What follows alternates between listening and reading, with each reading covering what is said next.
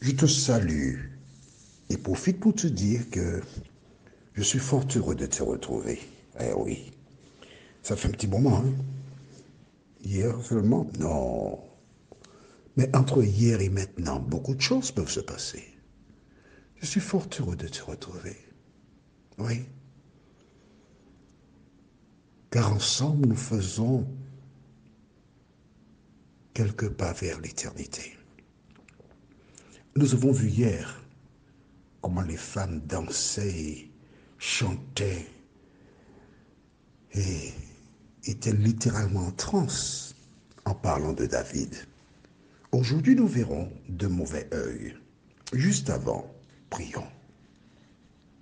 Saint-Esprit, nous voici tes enfants en ta présence pour te louer et te bénir, certes, mais par-dessus tout, nous nous tenons là, devant toi, avec le désir de connaître la volonté, la vérité.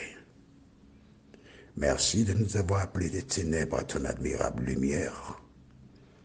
Merci de nous instruire chaque jour et de nous conduire le chemin du salut. Alors que nous nous tournons encore vers toi, merci de faire pénétrer en nous la vérité et de la maintenir. Et que chaque jour, nous puissions toujours nous appuyer sur le Sauveur du monde. Merci de nous entendre. Merci de nous exaucer. Nous t'avons prié au nom de Jésus et pour ta gloire éternelle. Amen. Rappelle-toi, nous avons vu comment hier les femmes chantaient, dansaient, battaient le tambourin, les cymbales. Et c'était une ambiance de liesse, où on était tous dans la joie, la gaieté, parce que maintenant nous reprenons des couleurs.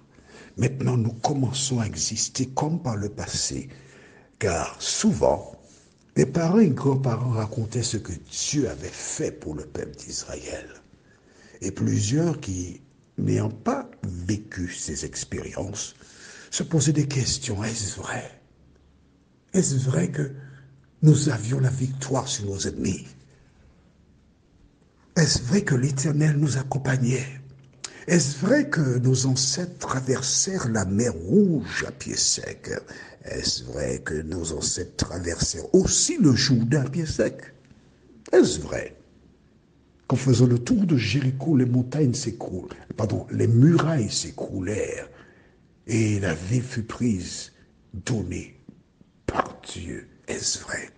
Aujourd'hui, toi qui écoutes cet audio, toi qui lis les Écritures, tu te poses la question, est-ce vrai tout ce qui s'y trouve? Est-ce vraiment la vérité? Mais vois-tu, celles et ceux qui veulent douter de la Bible n'ont pas d'excuse, pour une raison toute simple. Parce que les cieux racontent la gloire de Dieu. Quand tu regardes les différents faits divers qui prennent place dans ce monde, tu réalises que ce que dit la Bible, c'est la vérité. Alors aujourd'hui, de mauvais œil, tu imagines bien. Voici Saül qui est là. Et qu'est-ce qu'il entend? Des femmes chanter. Je relis pour toi au la fin du verset 7. Les femmes dansaient en se renvoyant ce refrain. Alors, des femmes qui disaient, Saül a tué ses milliers, David ses dizaines de milliers. Oh là là là là là là là. Est-ce que tu vois comment l'ennemi a travaillé? Comment il a utilisé des personnes qui, au lieu de donner gloire à Dieu, au lieu de reconnaître Dieu, tu nous as donné la victoire sur nos ennemis, ces personnes étaient en train d'exalter Saül et David. Alors que la Bible te dit, rendez continuellement grâce à Dieu. Toi qui m'écoutes là, que fais-tu? Fais-tu partie de ces femmes et ces hommes qui ont toujours l'habitude de féliciter. Je te donne un exemple. Il y a quelqu'un, c'est un anglophone qui était à l'université à Trinidad. Il a épousé une jeune femme qui se prénomme Rachel. Cet homme-là, on lui donnait il prenait un tableau de la peinture, hein, d'accord? Et pendant qu'on interprétait une chanson, il faisait dans un laps de temps relativement court une superbe peinture. Oui. Et beaucoup de personnes allaient vers lui pour le féliciter. Ah, tu es bien, tu es bon. Mais l'attitude appropriée est la suivante.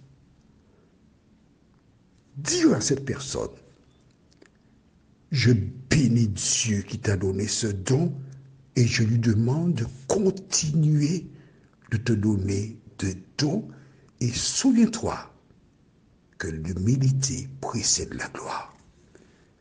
C'est ainsi qu'on doit féliciter quelqu'un. Une personne, elle chante bien, elle joue un instrument très bien. Ne va pas vanter la personne, mais reconnais la main de Dieu qui utilise cette personne afin de faire des choses extraordinaires.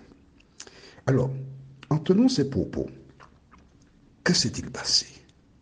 Lisons le même chapitre, 1 Samuel chapitre 18, et je lis les versets 8 et 9.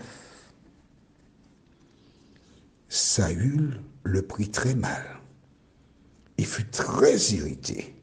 Il disait, à David on attribue des dizaines de milliers, et à moi, les milliers, il ne lui manque plus que la royauté. Depuis ce jour-là, Saül regardait David avec méfiance. Dans d'autres versions, on lit de mauvais œil. Depuis ce jour-là. Et c'est parti. L'ennemi se frotte les mains. Parce que c'est exactement ce qu'il espérait.